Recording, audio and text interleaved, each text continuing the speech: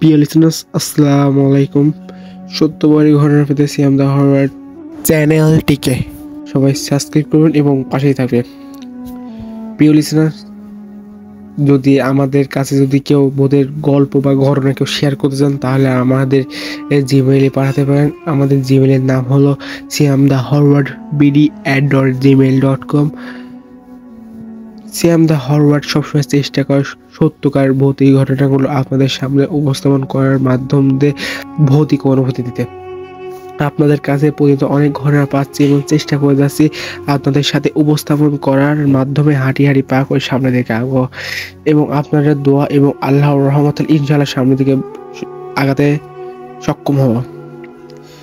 প্রিয় লিসেনার্স, আল্লাহ তাআলার রহমতে এবং আপনাদের দোয়ায় আলহামদুলিল্লাহ আমি ভালো আছি। এবং প্রিয় লিসেনার্স, যারা দেশ এবং দেশের বাইরে থেকে আমাদের ঘটনা দেখবেন বা পরবর্তীতে যুক্ত হবেন বা এখনও হন নাই, তাদেরকে সকলকে জানাচ্ছি আমার শুভেচ্ছা এবং ভালোবাসা। প্রিয় লিসেনার্স, আজকে আমাদের ঘটনার শিরোনাম হলো বোবা। তিনি আমাদের ঘটনা পাঠিয়েছেন, তার নাম হলো আব্দুর রহিম, তার জেলা পাবনা এবং গ্রাম রায়গঞ্জ। উনি যেভাবে আমাদের ঘটনাটি লিখছেন সেভাবে আমরা বলা শুরু করলাম। একজন ভুক্তভোগী মুখে বর্ণিত নিঃশ্বাসরুদ্ধ বাস্তব এক অভিজ্ঞতা। জানি সিয়াম ভাই এই ঘটনাটি অনেকে বিশ্বাস করবে না, কিন্তু কে বিশ্বাস করুক বা না করুক, উনি লিখছে, আমি জানি আপনি বিশ্বাস করবেন কি না সেটা আপনার ব্যাপার। হয়তো বা গল্প বলে উড়িয়ে দিবেন কিংবা যুক্তি দেখাবেন, স্লিপ প্যারালাইস বা মানসিক চাপ বা ঘুমের গন্ডগোল। আমি প্রথমে তাই ভেবেছিলাম, কিন্তু আপনি কি কখনো চোখ মিলে দেখেছেন কেউ নিঃশব্দে আপনার বুকের উপরে বসে আছে? নিঃশব্দ নিতে পারছেন না, নড়তেও পারছে না, অথচ আপনি মরছেনও না। আমার নাম আব্দুর রহিম, বয়স তখন ছিল 16, ক্লাস 10-এ পড়ি। শীতকাল, ডিসেম্বর, এক গভীর রাত, চারদিকে কুয়াশা ভরা। বিদ্যুৎ চলে গিয়েছিল, তাই মা হারিকেন জ্বালিয়ে ঘরের এক পাশে রেখে দিয়েছিল। আমি মোটা কম্বলের নিচে ঢুকে ঘুমিয়ে পড়ি। রাত 1টা কিংবা তারও পর হবে। হঠাৎ ঘুম ভেঙে গেল, কিন্তু ভয়ানক কিছু টের পেলাম। আমার শরীরে একটু নড়ছেও না, চোখ খোলা, স্পষ্টভাবে দেখছি আশপাশে সবকিছু, কিন্তু গলাতে শব্দ বেরোচ্ছে না। হাত পা বস। নিঃশ্বাস নিতে গিয়ে বুঝলাম বুকের ওপর যেন কেউ ভারী কিছু চেপে বসে আছে, যেন একটা পাথর আমার পাঁজরের ভিতরে ঢুকে গিয়েছে। আর তখনই দেখলাম অন্ধকারের মধ্যে একটা ছায়া ধীরে ধীরে স্পষ্ট হতে লাগলো। একজন নারী, কালো শাড়ি পরা, মুখ ঢাকা, তবে বুকের ঘোমটা ফাঁক দিয়ে শুধু দেখা যাচ্ছে 2 চোখ জ্বলছে রক্তাক্ত আগুনের মতো, আর এক ফালি দাঁত উকি দিচ্ছে, লালচে দাঁত, রক্তমাখা। কি? সে ধীরে ধীরে হারিকেনটা তুলে নিল, তাতে আগুনের আলোটা কাঁপছে, আর সেই কম্পিত আলোতে ওর মুখটা স্পষ্ট হলো, কিন্তু সেটা মানুষের মুখ নয়। চামড়া পচে গেছে, ঠোঁট কাটা, চোয়ালে হাড় দেখা যাচ্ছে, আর মুখটা কেমন যেন বিকৃতি, যেন প্রতিশোধ, ঘৃণা আর মৃত্যুর ছায়া গড়া এক মুখ। আমি ভয়ে চোখ বন্ধ করতে চাইলাম, পারলাম না। চিৎকার করতে চাইলাম, মুখ বন্ধ। কান্না আসছিল, কিন্তু অশ্রু বের হচ্ছিল না। সে আমার মুখের কাছে হারিকেন আনলো।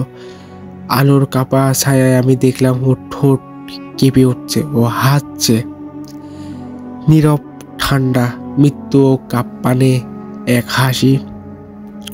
সেই হাসিতে কোনো শব্দ নেই, কিন্তু বুকের গভীর থেকে মনে হলো কেউ আমার আত্মার পাঁজর কেটে ফেলছে। তারপর হঠাৎ সব অন্ধকার হয়ে গেল। পরদিন সকালবেলা মা আমাকে ডাকছিল। আমি চোখ খুললাম, নিঃশ্বাস ফেললাম, সব স্বাভাবিক, কিন্তু বুকটায় ব্যথা, যেন কেউ সত্যি সেখানে বসেছিল। আমি কিছু বলিনি। মা জিজ্ঞেস করেছিল ঘুম ঠিকঠাক হয়েছিল। আমি হেসে মাথা নেড়েছিলাম, কিন্তু তখনও জানতাম না এটা কেবল শুরু। এরপর মাসে 2-3 বার এটা ঘটতে লাগলো। প্রতিবার ঘুম ভেঙে দেখি আমি নড়তে পারি না। চোখ মেলে দেখি সেই নারী, সেই হারিকেনের আলো, সেই ঠান্ডা হাসি। প্রতিবার মনে হয় এবার বুঝি শেষ, এবার আমি আর উঠতে পারবো না। এক রাতে অনেক সাহস করে আমি জড়ানো কণ্ঠে ফিসফিসিয়ে জিজ্ঞেস করলাম, কে তুমি? সে কিছুক্ষণ চুপ করে রইল, তারপর ওর কণ্ঠ শুনতে পেলাম, কঠিন গলার গভীর থেকে ওঠা, যেন কবরের ভিতর থেকে ভেসে আসা এক আওয়াজ। আমি বোবা, আমি সে যার কান্না কেউ শোনে না, যার অস্তিত্ব কেউ মানে না, কিন্তু যাকে কেউ ঠেকাতে পারে না। কিন্তু রাতের পর থেকে আমি আর একা ঘুমাতে পারি না। আলো জ্বালিয়ে ঘুমাই, দরজার পাশে কোরআন শরীফ রাখি। কিন্তু জানেন সবচেয়ে ভয়ঙ্কর ব্যাপার কি? কেউ বিশ্বাস করে না, বলে ঘুমের সমস্যা, মন গড়া গল্প, কিন্তু কিছুই নেই। এইসব কুসংস্কার। তাদের বলতে ইচ্ছা করে, যদি কোনোদিন মাঝরাতে ঘুম ভেঙে চোখ খোলেন আর দেখেন বুকের ওপর ভারী কিছু বসে আছে, বা একটা অবয়ব কালো কুচকুচে সে আপনার দিকে তাকিয়ে আছে, তখন চিৎকার না করে চুপ করে থাকবেন। তখনই বুঝবেন এটা আসলেই সত্য কি বাস্তব না মিথ্যা। চোখ মেলাবেন না, কারণ বোবা তখনই কাছে হারিকেন হাতে দাঁড়িয়ে আপনার গলার চাপে ধরার ঠিক মুহূর্তটায় অপেক্ষায়। ঘুমানোর সময় যদি কখনো মনে হয় আপনি হঠাৎ নড়তে পারছেন না, শ্বাস আটকে আছে, চোখ খুলে দেখছেন কেউ পাশে বা উপরে বসে আছে, তখন মাথায় রাখবেন সবসময় বিজ্ঞান সব ব্যাখ্যা দিতে পারে না, আর বোবা সেই ব্যাখ্যার বাইরেই আছে। আরেকজন বোবাজিন সম্পর্কে আরও কিছু বিস্তারিত বলছে, সেটা হলো মিম আক্তার। তিনি যেভাবে বলছে আমি সেভাবে বলা শুরু করলাম। বোবাজিন আমাকে ক্লাস 7 বা 8 থাকতে ঘুমের মধ্যে ধরেছিল, কথা বলতে পারিনি, মাকেও ডাকতে পারিনি, শুধু চোখ দিয়ে পানি পড়ছিল। সকালবেলায় মাকে বলেছিলাম মা প্রতি রাতে সূরা পড়ে ফু দিয়ে দিতে, কিন্তু আর একবার তো আমার নানার মুখ থেকেই শুনেছিলাম তাকে নাকি আমার জন্মের আগে ধরেছিল ভয়ঙ্কর বোবাজিন। ওনাকে টেনে ঘর থেকে নিয়ে যাচ্ছিল, তারপর তার গোংরানির শব্দ শুনে বড় বাবা উঠে দেখে এই অবস্থা। আমার বেশ রাত করে ঘুমানোর অভ্যাস। একদিন টয়লেটে যাওয়ার সময় মিম আক্তার উঠেছিল, নানাকে উঠেছিল, তখন নানাকে দেখলাম ঘুমড়াচ্ছে, গিয়ে একটু ধাক্কা দেওয়াতে লাফ দিয়ে উঠে গেছে। পরে বলল কি হয়েছে নানা? নানা তখন বলল আমাকে বোবা জিনে ধরেছিল। এরকম আগে আমার নানার সাথে পাই হতো, এখন খুবই কম। এরকম আরো অনেক বোবাজিন মানুষদের ধরে, কিন্তু এটার কোনো বৈজ্ঞানিক বা সায়েন্টিফিক কোনো ব্যাখ্যা নাই। আসলে ঠিক আমাদের একটা হুজুর বলছিল, আসিফ হুজুর, হয়তো বা তাকেও শুনছেন, তাকেও বোবাজিন ধরছিল।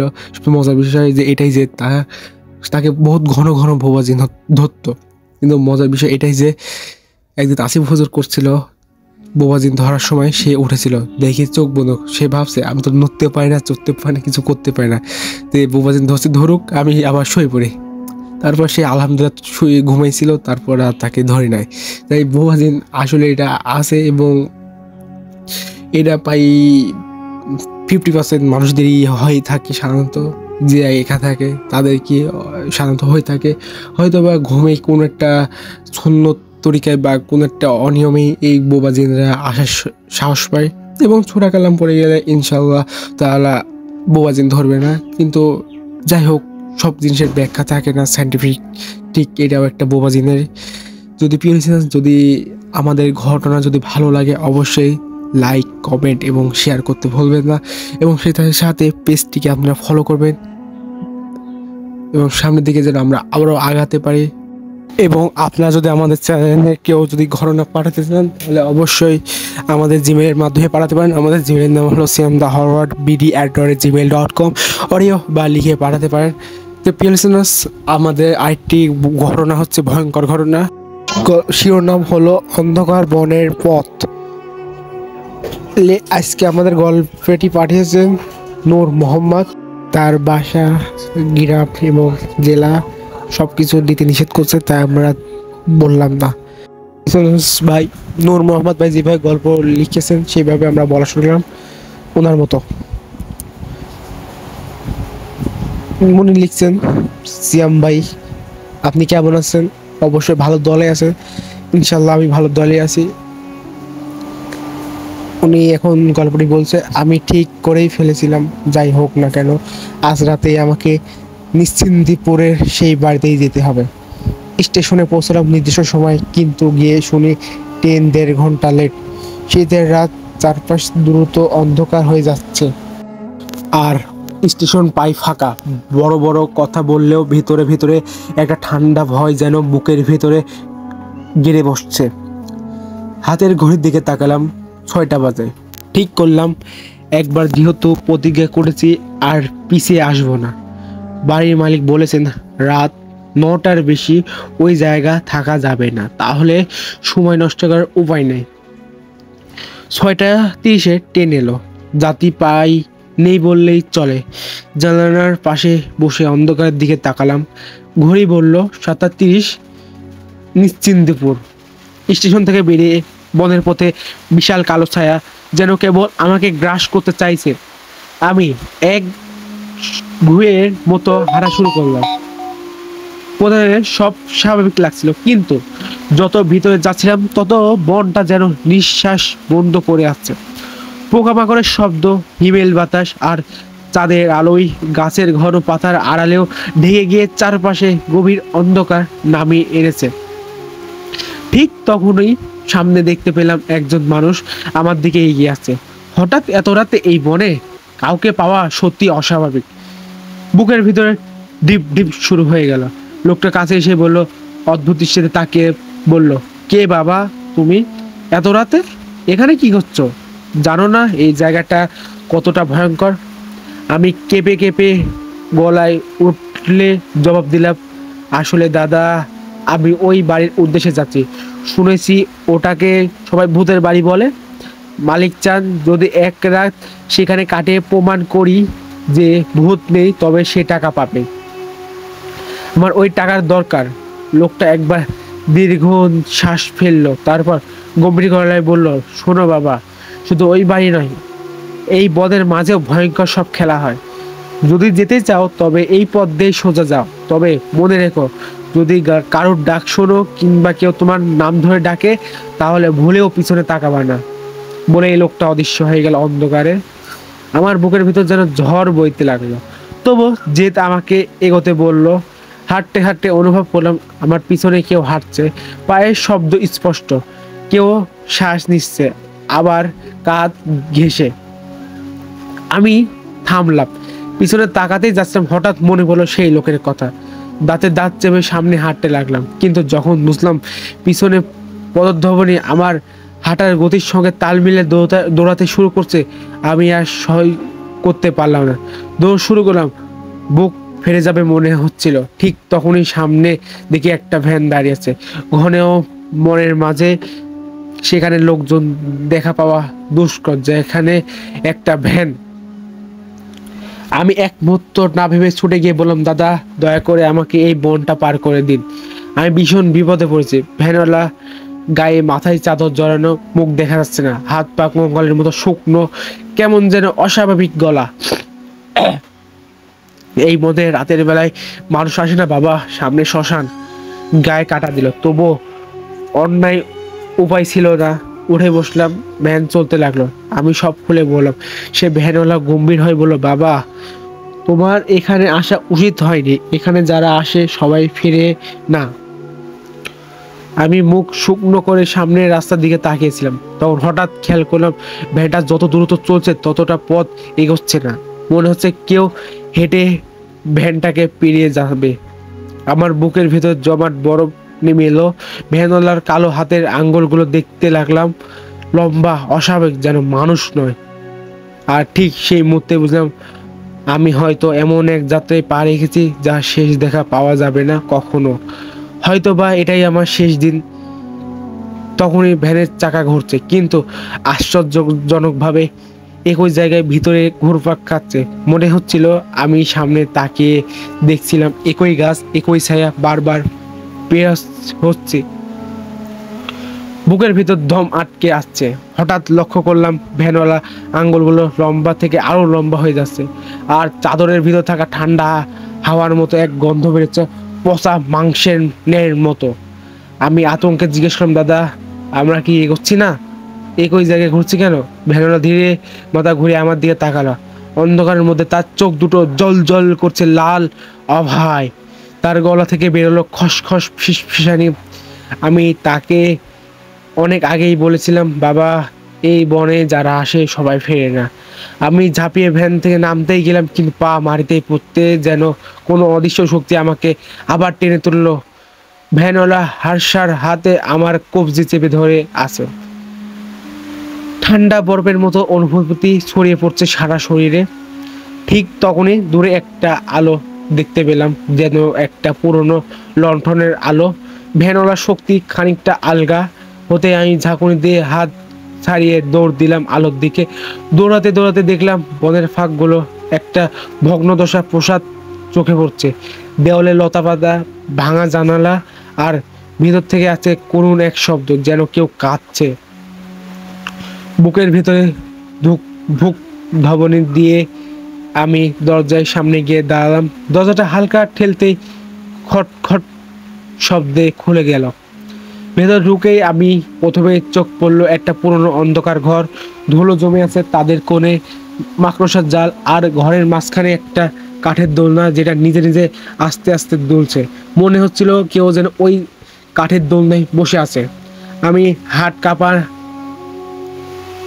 কাপা নিয়ে এগিয়ে গেলাম। হঠাৎ দোলনায় বসে একটা ছায়া দেখা দিল, একটা ছোট্ট মেয়ের অবয়ব। তার চোখ দুটি ফাঁকা, ঠোঁট ছেঁড়া, হাসিতে বাঁকা হয়ে আছে। মেয়েটা ফিসফিস করে বলল, তুমি ভুল জায়গায় এসেছো। যে ভ্যানওয়ালা তোমাকে এনেছে সেই এই বাড়ির রক্ষক। কেউ বেঁচে বেরোতে পারি নাই। আমার গলা শুকিয়ে কাঠ হয়ে গেল। বাইরে তাকাতে দেখলাম ভ্যানটা বাড়ির উঠোনে দাঁড়িয়ে আছে। ভ্যানওয়ালা নামছে ধীরে ধীরে। তার পুরো শরীর এবার কঙ্কালের মতো স্পষ্ট। ভ্যানওয়ালা ধীরে ধীরে বাড়ির উঠোনে পা রাখলো। তার শরীরটা কঙ্কালের মতো, কিন্তু চাদরের ফাঁক দিয়ে যেভাবে নড়ছে তাতে মনে হচ্ছিল যেন হাড়ের সঙ্গে ছায়ার মিশ্রণ। পুরোপুরি মানুষ নয়, আবার পুরোপুরি ভূত নয়। মনে হচ্ছিল কোনো একটা অবয়ব, যেটাকে আমি কোনো মানুষ যদি দেখে সে সাথে সাথে হয়তো বা মারাই যাবে সেখানে। আমি কাঁপা কাঁপা গলায় জমে যাওয়া গলার প্রশ্ন করলাম, কে তুমি, আর কেনই বা আমাকে এখানে আনলা, বা তুমি এখানে কি করছো? ভ্যানওয়ালা স্থির দাঁড়িয়ে রইল। কিছুক্ষণ পর কর্কশ কণ্ঠে বলল, আমি এই বাড়ির অভিশাপ বাবা। এক সময় আমি ছিলাম এই বাড়ির মালিক। ধন সম্পদের নেশায়, ক্ষমতার লোভে, অশুভ শক্তির সঙ্গে চুক্তি করেছিলাম। বিনিময়ে আমার পরিবার, আমার দেহ সব হারালাম। এখন আমার কাজ হলো যেই এখানে পা রাখবে তাকে এই বাড়ি বন্দি করে রাখা। আমার শরীর কেঁপে উঠল। মনে হলো পিঠের সিঁড়ি দিয়ে রক্তের মতো স্রোত বইছে। এর জন্য এক জীবন্ত দুঃস্বপ্ন। ঠিক তখনই ভিতরে দোলনা বসা মেয়েটি আবার ফিসফিস করে বলল, আমরা ওর বন্দি আত্মা, কেউ বাঁচাতে পারবে না। তুমি দৌড়াও, এখনো দেরি হয়নি। আমি মরিয়া হয় দরজার দিকে ছুটলাম, কিন্তু দরজাটা হঠাৎ নিজে থেকেই বন্ধ হয়ে গেল কটকট শব্দে। ঘর অন্ধকারে ডুবে গেল। হয়তোবা এই ঘটনা যার সাথে ঘটছে সে বলছে, হয়তো এটাই আমার শেষ রাত, এটাই আমার শেষ দেখা। হয়তোবা আর কখনো ফ্যামিলিতে তার দেখা হবে না। কিন্তু অন্ধকার ভিতর থেকে আসতে লাগলো অদ্ভুত শব্দ, চোখে না পড়া অসংখ্য মানুষের কান্না, চিৎকার এবং শ্বাসের শব্দ। দেওয়ালে ওপার দিয়ে ছায়ারা হেরে যাচ্ছে, যেন কালো কালিজ গড়িয়ে পড়ছে। আমি মরিয়া হয়ে একটা জানালার দিকে ছুটলাম, কিন্তু জানালার কাছে তাকাতেই নিজের প্রতিচ্ছবি দেখলাম, যেটা আমার মতো নয়। ফাঁকা চোখ, বিকৃতি মুখ, ঠোঁটে ভৌতিক হাসি, যেন হা হা করে হাসছে। ঠিক তখনই পিছন থেকে ভ্যানওয়ালা ফিসফিসানি, তুমি যতই পালাতে চাও বাবা, রাত ফুরোবে না আগে তুমি ওই বাড়ির অংশ হয়ে যাবে। আমার বুক ধুকফুক করতে করতে আমি যে কোনো মুহূর্তে অজ্ঞান হয়ে যাব। কিন্তু অদ্ভুতভাবে মনে পড়লো বনের সেই লোকটার উপদেশ, যাই হোক না কেন পিছনে তাকাবে না, কারোর ডাকে জবাব দেবে না। আমি দাঁতে দাঁত চেপে চোখ বন্ধ করে এগিয়ে গেলাম। কেমন করে যেন একটা দরজা খোলা পেয়ে গেলাম, আর ছিটকে বাইরে বেরিয়ে এলাম। বাড়ির উঠানে এসে দেখি কুয়াশার মধ্যে ভ্যান দাঁড়িয়ে দেয়। অদ্ভুতভাবে চারপাশে স্তব্ধ, কিন্তু ঠিক তখনই শুনতে পেলাম কানে ফিস ফিস করছে কোনো অচেনা গলা, রাস রাস, তুমি থামো, তোমাকে তো এখনো ভেতরে আসতে হবে। আমি জানি এই মুহূর্তে যদি পিছনে তাকাই তবে আর ফেরার পথ থাকবে না। আমি কানে বাজতে থাকা ফিসফিসানি অপেক্ষা করে দৌড়াতে লাগলাম। চারপাশে কুয়াশার চাদর যেন অদৃশ্য দেয়াল তৈরি করছে। এক সময় মনে হলো আমি বনের ভিতরে আটকে গেছি, কিন্তু কোথাও কোনো রাস্তা নেই। হঠাৎ দূরে আবার সেই বৃদ্ধ লোকটাকে দেখতে পেলাম, যাকে বনের শুরুতেই পেয়েছিলাম। লণ্ঠনের আলো হাতে নিয়ে দাঁড়িয়ে আছে। মনে হচ্ছিল তিনি কারোর জন্য দাঁড়িয়ে আছে। পরবর্তী তিনি হাত ইশারায় করলেন, এদিকে বাবা, এদিকে এসো। আমি দৌড়ে গেলাম তার কাছে। পৌঁছে হাঁপাতে হাঁপাতে বললাম, দাদা, এই ভ্যানওয়ালা, ওই বাড়ির ছোট মেয়ে, আমি কাউকে চিনতে পারলাম না। ওগুলো কারা? আর আমি আর থাকতে পারছি না। লোকটা একদম স্থির দৃষ্টিতে আমার দিকে তাকালো। তার চোখে অদ্ভুত আভা দিয়ে দিলে বলল, আমি তোকে বলেছিলাম বাবা, এখানে আসা উচিত হয়নি। তুই আজকের রাতটা বেঁচে ফিরতে পারিস, তবে আজীবন মনে রাখিস এই বাড়ির দিকে আর ফিরেও তাকাস না। আমি কাপা গলায় বললাম, কিন্তু দাদা, ওই ভ্যানওয়ালা আসলে কে, বা ওই মেয়েটি আসলে কে? লোকটা লণ্ঠনের আলো নিচে নামালো, তার মুখে ছায়া পড়লো, তারপর হালকা হেসে ফিসফিস করে বলল, সেই বাড়ির মালিক, আর আমি তার অভিশপ্ত ছায়া। বলে লোকটা ধীরে ধীরে মিলে গেল কুয়াশার ভিতরে। লণ্ঠনের আলো নেমে গেল এক ঝলকে। আমার চারপাশে অন্ধকারে ভরে গেল। কেবল দূর থেকে আবার শোনা গেল সেই দোলনার শব্দ, যেন বাড়ির ভিতর থেকে আমাকে ডাকছে। ঠিক সেই মুহূর্তে ট্রেনের বাঁশি কানে এলো, যেন দূর থেকে স্টেশনের ডাক।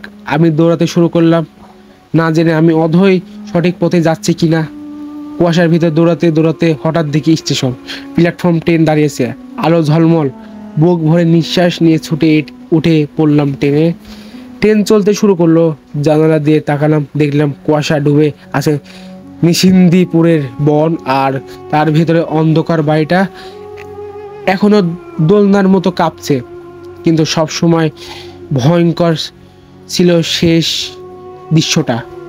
স্টেশনে আলো ফিকে হয়ে যাওয়ার আগে স্পষ্ট দেখলাম ভ্যানওয়ালা দাঁড়িয়ে আছে কুয়াশার মধ্যে। তার লাল চোখ দুটো স্থির হয়ে আমার দিকে তাকিয়ে আছে। মনে হচ্ছিল সে যদি আমাকে সামনে পায় ধপ করে ধরে ফেলবে। ট্রেনের গতি পেল, আমি চোখ সারালাম। বুকের ভিতরে কেবল একটাই প্রশ্ন ঘুরপাক খেতে লাগলো, আমি কি সত্যি বেঁচে ফিরলাম নাকি স্বপ্ন? এখানে সেই অবশত বনের ভিতরে আটকে আছে আমি রাজ মূলত ভয়ের রাজ্যে ঘুরি বেড়ানোর আমার সবচেয়ে বড় আনন্দ। রহস্য আমার কাছে যেন এক চৌম্বকের মতো, প্রতিটি গল্পে আমাকে টেনে আনে এমনভাবে যা আমি নিজে কখনো ভুলতে পারি না। ছোটবেলায় নানা নানির কাছে বসে প্রচুর ভয়ের গল্প শুনতাম, সেই শিহরণ আজ আমার ভেতরে জীবন্ত। উনি বলছে, আমি রাজ। নূর মোহাম্মদ দেখছে এটা রাজের কাছ থেকে সে শুনছে। সে বলছে, নূর মোহাম্মদ, আমার কাছে কিছু তোমার কাছে প্রশ্ন আমি শুনলাম। সেগুলো হলো যে পরবর্তীতে তার সাথে কোনো ঘটনা ঘটছে কি না সেই সম্পর্কে আমাদের বিস্তারিত যদি পরবর্তীতে কোনো ইয়েতে যদি আমার জিমেলে পাঠাতে পারেন, যদি পরবর্তী কিছু জেনে থাকেন তার সাথে আর পরবর্তী ভয়ঙ্কর কিছু ঘটছে কিনা সেই সম্পর্কে আমাকে বলেন। এবং রাজ, আমি যার মতে আল্লাহ তাআলার রহমতে সে সুস্থ আছে, এবং অবশ্যই সে হয়তো বা আল্লাহ তাআলা চেয়েছে বলে সে ওই রাস্তা থেকে বেরিয়ে আসতে সক্ষম হয়েছে ইনশাল্লাহ। এবং আপনাদের প্রিয় লিসেনার্স, একটি কথাই বলবো, আমার জন্য দোয়া করবেন, এবং আমি সামনে যেন এই সিয়াম দ্য হরর ওয়ার্ল্ড এই পেজকে, চ্যানেলকে আমি যেন আরও সামনের দিকে আরও ভালোভাবে আগিয়ে নিয়ে যেতে পারি সেই কামনাই করি। এবং আপনাদের দোয়া এবং আল্লাহ তাআলার রহমত থাকলে ইনশাল্লাহ সফল হব। প্রিয় লিসেনার্স, যদি আপনারা যদি কেউ আমাদের চ্যানেলে যদি ঘটনা পাঠাতে চান, শুধু একটি মাধ্যমে খোলা, সেটা হলো আমাদের জিমেল। তা বাদে আর কোনো মাধ্যম অপশন আমাদের কাছে খোলা দেয়, শুধু একটি মাত্রই অপশন খোলা, সেটা হলো আমাদের জিমেল। আমাদের জিমেলের নাম হলো siamthehorror@gmail.com। অডিও বা লিখে পাঠাতে পারেন। তো প্রিয় লিসেনার্স, গল্পটি কেমন লাগলো বা ঘটনাটি কেমন লাগলো, যদি ভালো লাগে এবং অবশ্যই কমেন্টে লিখবেন। এবং নয়েজে আমার হালকা সমস্যা হবে, ইনশাল্লাহ অচিরেই আমরা এই নয়েজটিকে ঠিক করব, এবং আমরা হয়তোবা আর 1 মাস পর আমরা হয়তোবা লাইভ করব। সবাই আমাদের চ্যানেলে যুক্ত হওয়ার জন্য বিশেষভাবে অনুরোধ জানাচ্ছি। এবং যারা এই ঘটনাটি এখন শুনবেন বা পরবর্তী শুনবেন, বা এখনও শুনেন নাই বা দেশের বাইরে আছেন, তাদেরকে যদি আমার ঘটনা শোনেন, তাদেরকে সকলকে জানাচ্ছি শুভেচ্ছা এবং ভালোবাসা। এই বলে আজকের ঘটনা শেষ করছি, এবং ইনশাল্লাহ আরও সামনে আরও ভয়ঙ্কর ভয়ঙ্কর ঘটনা আসবে, ইনশাল্লাহ আপনারা শুনবেন। আমাদের এই দুইটি ঘটনা কেমন হলো, এক হলো বোবা জিন ধরা, এবং দ্বিতীয়ত হলো অন্ধকারের বনের পথ। যদি ভালো লেগে থাকে অবশ্যই কমেন্টে লিখবেন, এবং আজকের মতো এই পর্যন্তই। আসসালামু আলাইকুম, আল্লাহ হাফেজ।